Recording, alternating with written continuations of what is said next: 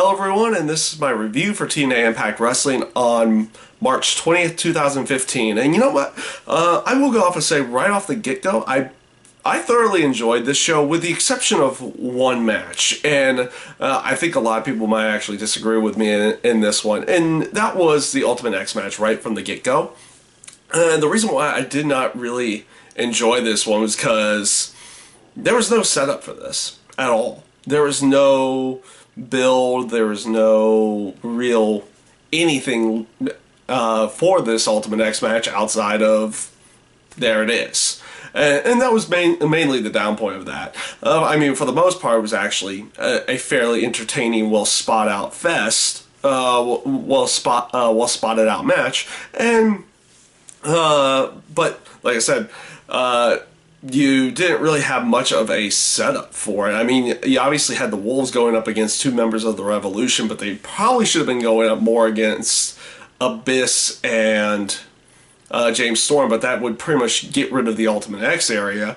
And then the Bromans were thrown in there for no reason whatsoever. Though I did like the little spot that they had backstage with the Bromans with, you know, Robbie E being all down from losing his match the week before with Brooke. That was a nice little spot that they put in there. So there was some ups and downs. There was definitely some ups to it, to that particular match, but not really that much because honestly, they should build the Ultimate X match to be something special, not something that was just kind of thrown in there last minute for no reason whatsoever. There was, like I said, there was just no build up for it. And you know, other than that, the match itself, like I said before, was relatively good. And also, other than that, the rest of the show was actually fairly entertaining. I liked the promo setup with Austin Aries and the BDC with Samoa Joe and Low Ki, which led into the match between Samoa Joe and Austin Aries. Again, another fun, entertaining match that they put in there. Obviously ended with DQ though. Okay, that's not too bad. But what they did afterwards was actually not that bad of an idea of a way of getting Rockstar Spud to cash in his Feast or Fire briefcase. And it's nice to see that they actually do something in this with these briefcases that allow for, you know, the person to actually come out the winner. A lot of times you see them use those briefcases and like they get put into certain situations that are just completely absurd, and then they end up losing out on the briefcase or something in that case. But they used this one well, and it was good to see that they decided to put the title on Rockstar Spud and actually allow him to get the victory out of this, especially after his program with EC3, which was a really good one. So, good way of getting Rockstar Spud to cash in his Feast or Fire briefcase. Obviously, the whole aspect behind Austin Aries trying to get back his briefcase was, you know, solidified in there, and basically him getting one over on the BDC, and after they had pretty much gotten over him over the past couple weeks. So not a bad little segment there that they did with all that. It came out fairly entertaining. Next up was the triple threat match with Tara Terrell, Gail Kim, and Awesome Kong. And again, I'm glad they really went this route with the Knockouts title, having them have a triple threat match instead of just another one-on-one. It was again a great and fun, entertaining match to watch. You've had the program with all three of them leading into it, which was decently built up, so gave you some incentive behind the match. So that was another good aspect to it. And like I said, just a really good, entertaining triple threat match between all three of them. I like the aspect that Tara Terrell gets the win over Gail Kim instead of over Awesome Kong in this case, because you can continue on with Tara Terrell and Awesome Kong down the road to see where they're going to go with that here in the future. So all in all, relatively good for what they needed to do there. And this leads into the James Storm Matt Hardy match, which was no disqualification. And this match was pretty much what you would expect it to be. It was a way for James Storm to get over one over on the one over on Matt Hardy here, to continue on and setting up for Jeff Hardy's return here in the very near future.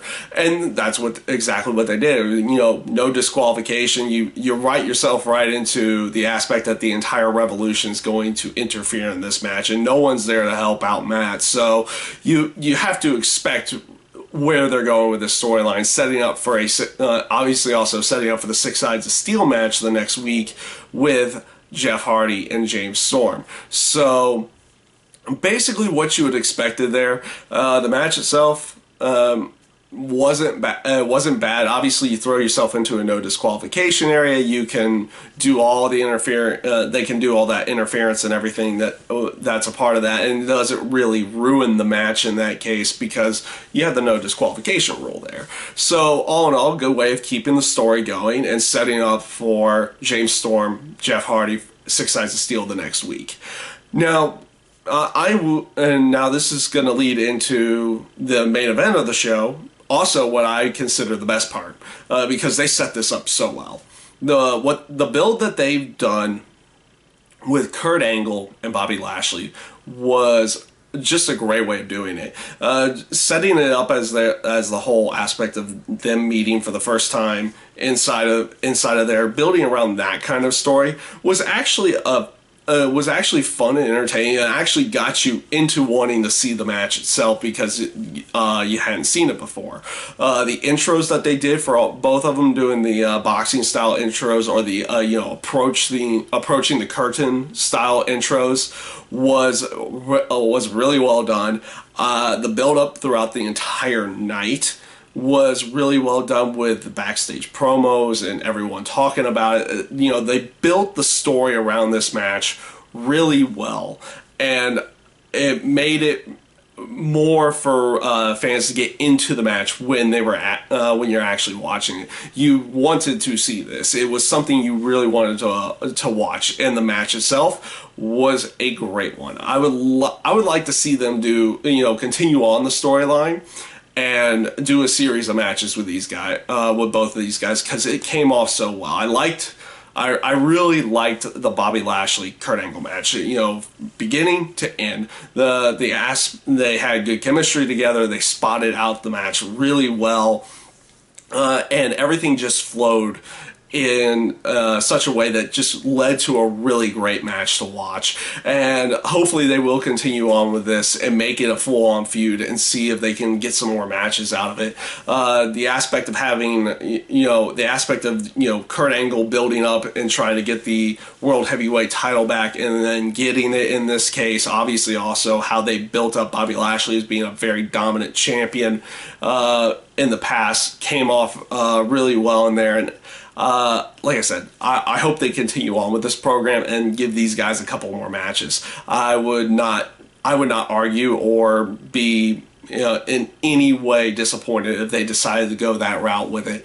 So overall, like I said, outside the aspect that they did not build for the X Division title match, or not the X Division, but the Tag Team Ultimate X match, this show was a relatively good one. I thought it came off fairly entertaining. They've done a much better job this week than they have done in the past weeks in my own personal opinion, and it just came off really well this week, outside of that one aspect that they didn't build towards Ultimate X. The world title match was fun. I liked the aspect of Rockstar Spud cashing in right after he's gotten out of his program with EC3. Came off really well. Also, Austin Aries getting one over on the BDC in there. The whole aspect that they can keep going with the Tara Terrell and Awesome Kong storyline was another good one in there, and also how they built up for the Jeff Hardy James Storm match, using the match with Matt Hardy this week, was also fairly well done, just on my own personal opinion. So, like I said before, overall, relatively good show this week. And that is my review this week for TNA Impact Wrestling, and I thank you guys for watching.